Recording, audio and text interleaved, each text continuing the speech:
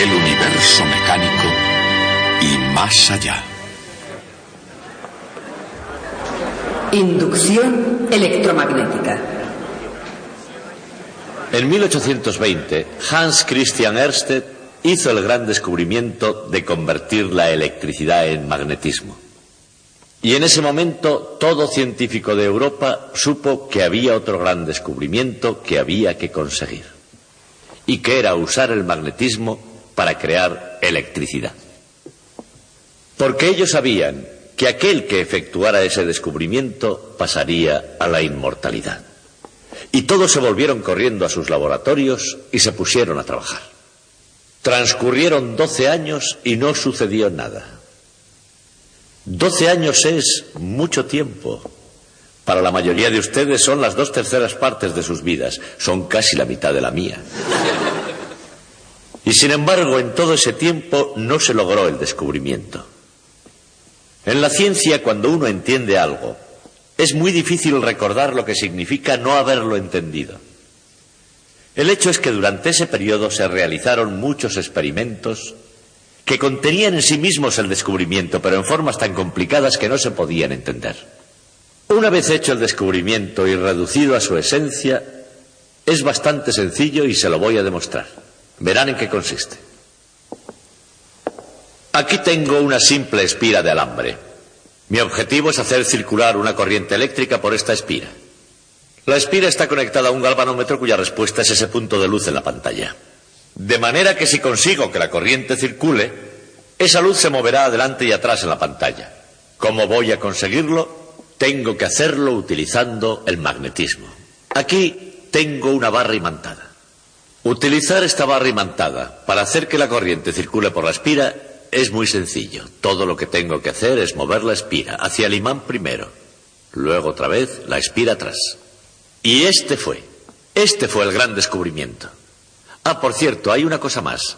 Si yo muevo la espira atrás y adelante, entonces la corriente va atrás y adelante y así continúa. Prácticamente toda la energía eléctrica, de una manera u otra, se genera mediante este mecanismo.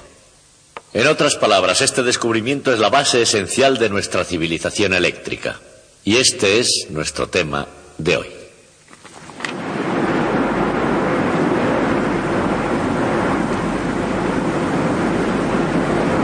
Sin energía, las civilizaciones no van a ninguna parte, ni siquiera en círculos. Pero con un viento fuerte y constante y con una máquina relativamente simple, puede haber una fuente inagotable de energía en cualquier lugar. Y una vez convertida en electricidad, se logra lo que la antigüedad probablemente jamás imaginó.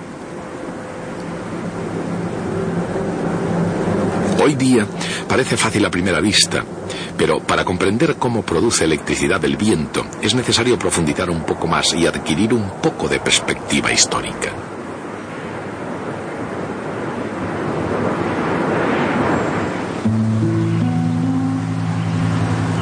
Los holandeses fueron maestros en lo referente a los molinos de viento. Holanda tenía más agua y menos tierra cultivable que la requerida, de manera que la necesidad se convirtió en la madre del ingenio, y los holandeses se hicieron expertos en utilización del molino de viento al convertir el delta del Rin en tierra seca y apta para el cultivo. Pero en el siglo XIX había otro tipo de revolución en el aire, y era el agitador poder y la gloria del vapor con toda su majestuosidad. El futuro no pertenecía a los molinos de viento, sino a las máquinas de vapor alimentadas por un mineral sólido llamado carbón.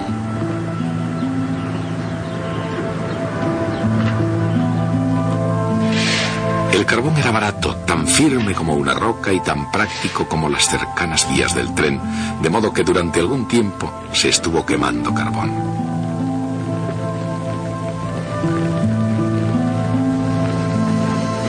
Sin embargo, tanto en el comercio como en la química, pocas cosas han permanecido sin cambios durante mucho tiempo.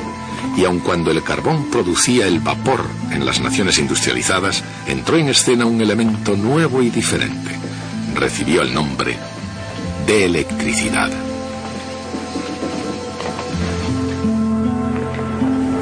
En ningún sitio se dedicaron a ella con más ardor que en la Royal Institution de Londres. Y nadie se entregó más a esa tarea que el diligente e intuitivo científico del siglo XVIII, Michael Faraday.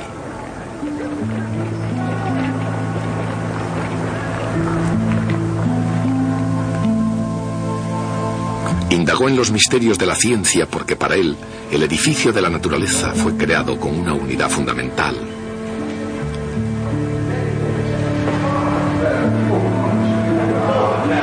Y el señor Faraday creía que su anteproyecto podía encontrarse en las leyes de la física. Con esa creencia, Faraday se sintió motivado a desterrar un nuevo eslabón entre dos de las fuerzas fundamentales de la naturaleza, el magnetismo y la electricidad.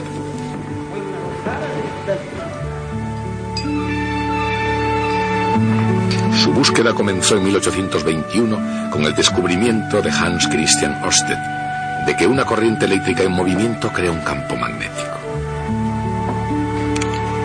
En primer lugar, Faraday reprodujo el experimento y luego, dando un rodeo, dio un gran paso adelante. Inventó un dispositivo que se mantenía dando vueltas siguiendo el campo magnético circular creado por una corriente.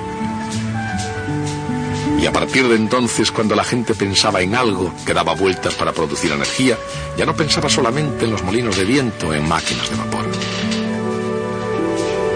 Con este asombroso dispositivo, una corriente eléctrica podía crear trabajo físico. En otras palabras, este fue el primer motor eléctrico del mundo. La mente inquieta de Faraday vio algo más que círculos de fuerza magnética en el descubrimiento de Ørsted. Vio una cuestión científica crucial.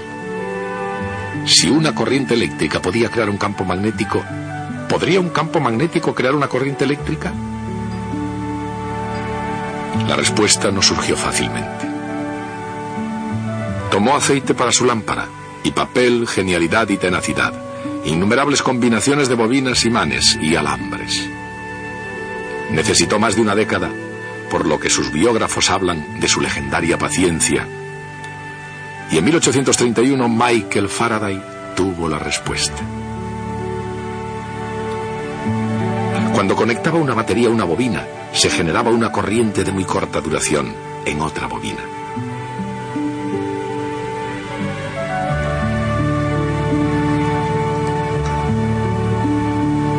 Él había encontrado la respuesta y en el proceso había descubierto el principio de inducción electromagnética.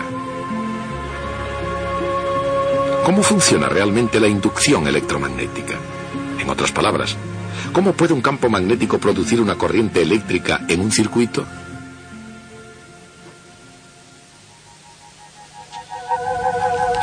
Los campos magnéticos ejercen fuerza sobre las cargas eléctricas, pero solo si las cargas están en movimiento. La dirección de la fuerza es perpendicular a la velocidad y al campo, y depende del signo de la carga, en este caso negativa.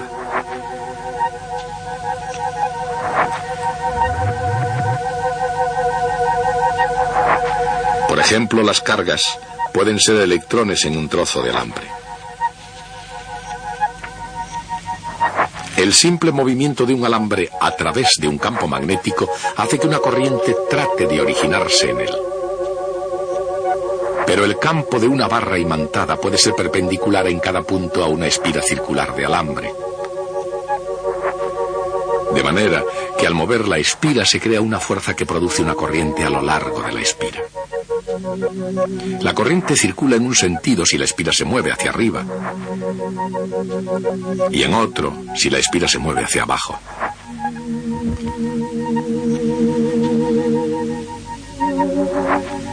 Por supuesto, también circula corriente si la espira permanece quieta y el imán se mueve. En un sentido, si el imán se mueve hacia abajo,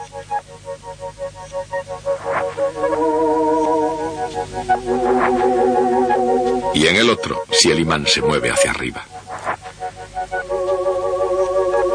De hecho, Faraday descubrió que cualquier método que modificara el campo magnético a través de un circuito produciría una corriente.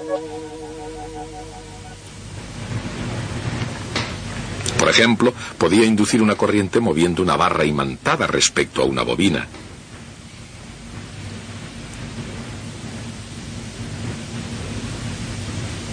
Y cuando Faraday conectaba una bobina a una batería, el aumento repentino del campo magnético inducía una oleada de corriente en otra bobina. Ambas ideas pueden expresarse en términos de flujo magnético.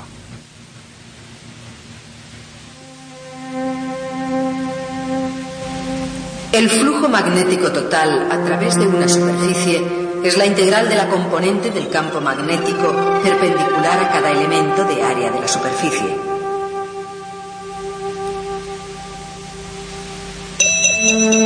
Cuando una espira de alambre se mueve a través del campo de una barra imantada, el flujo a través de la espira varía continuamente. El flujo variable hace que aparezca una corriente igual que si fuera producida por un voltaje. Ese voltaje, llamado fuerza electromotriz E, es igual a menos el ritmo de cambio de flujo magnético a través de la espira. Esa es la llamada ley de Faraday de inducción electromagnética.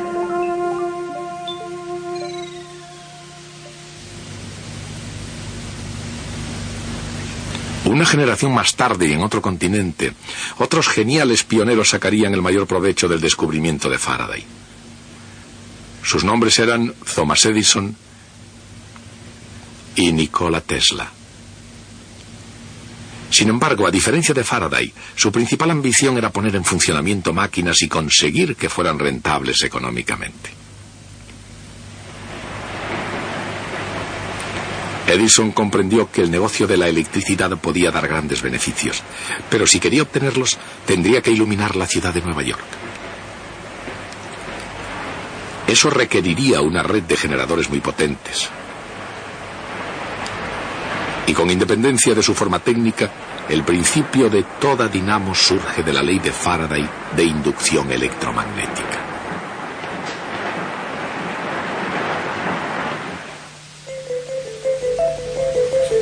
Al cambiar de orientación una espira de alambre en un campo magnético constante, el flujo a través de la espira cambia continuamente. La diferencia de potencial resultante y la intensidad de corriente son sinusoidales, yendo primero en un sentido y luego en el otro. Utilizando ingeniosos contactos deslizantes unidos a bobinas en rotación, Edison fue capaz de compensar la diferencia de potencial oscilante, obteniendo una corriente que siempre circulaba en la misma dirección desde sus generadores. Tesla pensaba que el sistema de corriente continua de Edison era costoso y poco eficiente y que la corriente alterna haría mejor la tarea. Pero sea continua o alterna, queda una cuestión. ¿En qué sentido circula la corriente inducida?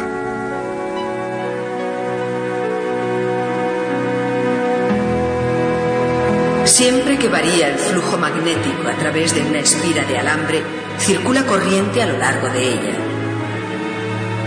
La corriente circula en un sentido si el flujo decrece y en el otro sentido cuando el flujo aumenta.